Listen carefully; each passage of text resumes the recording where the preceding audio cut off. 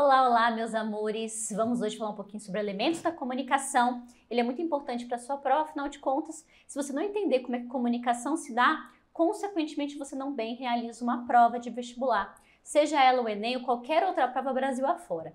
Pensando nisso, trouxe para vocês essa reflexão hoje sobre como a comunicação se organiza e, consequentemente, os efeitos que nós temos no processo das funções da linguagem, que são as estratégias discursivas na feitura de um texto.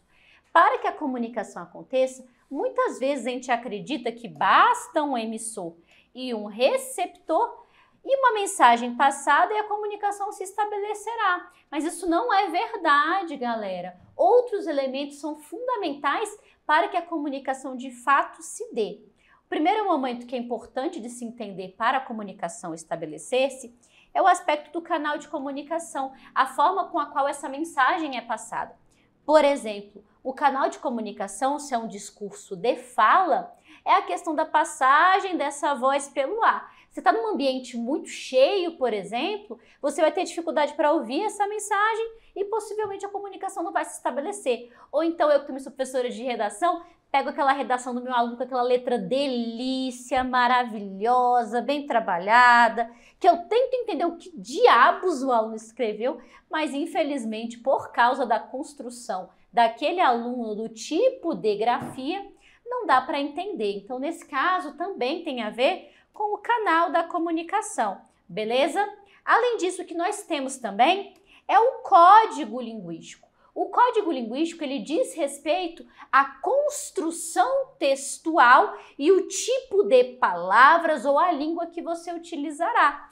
Pode ser que você, dentro de um discurso, por exemplo, não entenda alguma palavra. Você já percebeu, por exemplo, que médico faz questão, em muitos momentos, de não se fazer compreender? Ele vai pegar todo o código linguístico específico do Medicaid, que ele aprendeu ao longo da universidade, anemia falciforme, temos ali um pneumotórax, e vai usar isso conosco como se a gente fosse completamente ciente das palavras e dos vernáculos médicos. Esse é um caso em que o código linguístico pode prejudicar a comunicação. Se você não souber as palavras que estão sendo utilizadas em um discurso, consequentemente a comunicação também não se dá.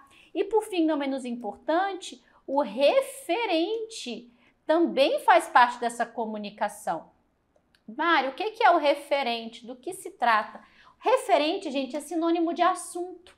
O assunto tem de ser compartilhado entre o emissor e o receptor. Já chegou num barzinho para ver seus amigos, conversar com a galera e percebeu que a conversa estava no meio do caminho falando sobre fulaninho que você não conhece?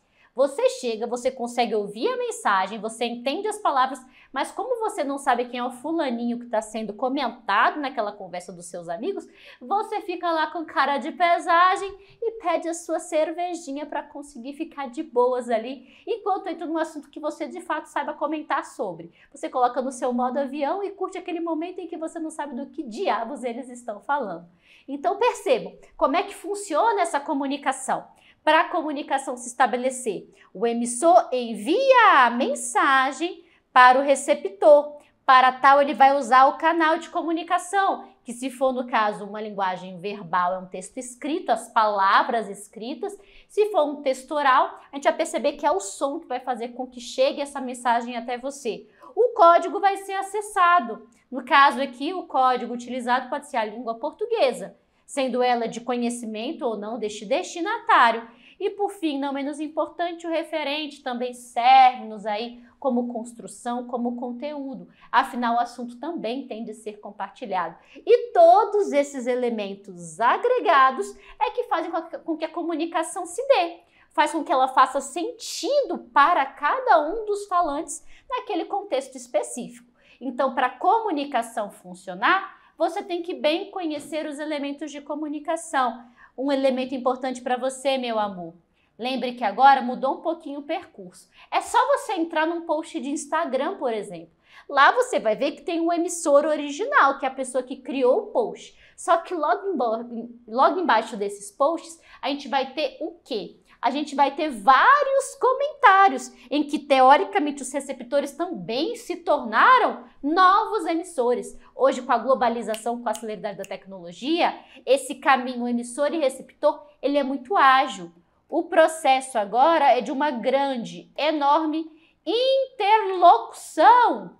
Ou seja, a fala é compartilhada, não há monólogo possível no mundo de hoje com cultura do cancelamento. Todo mundo quer dar seu pitaquinho. Beleza, meus amores? Fica aí essa parte de estudo tão importante e que é o alicerce das linguagens e da comunicação de prova, beleza? Um beijinho e até a próxima dica. Tchau, tchau!